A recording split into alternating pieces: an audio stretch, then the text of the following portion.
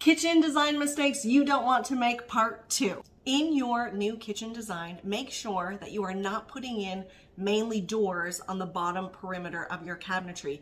You want drawers there. Drawers are so much more functional. They look great as well, but function is really where it's at. You can have drawers like these ones here that we have that are 36-inch wide, 12 inches deep, and look at the pots and pans. It's very easy to access. I don't have to bend over. I don't have to reach far into a cupboard. Same here with our main dishes. This is the main dish drawer that we have for our plates and for our bowls. This is so easily accessible. This one is the same size and it sits within our island. The other thing you also want to do is consider for your pantry. If you have a pantry that is deeper than 18 inches, so mine, for example, is a 24 inches. It comes out the same depth as my fridge.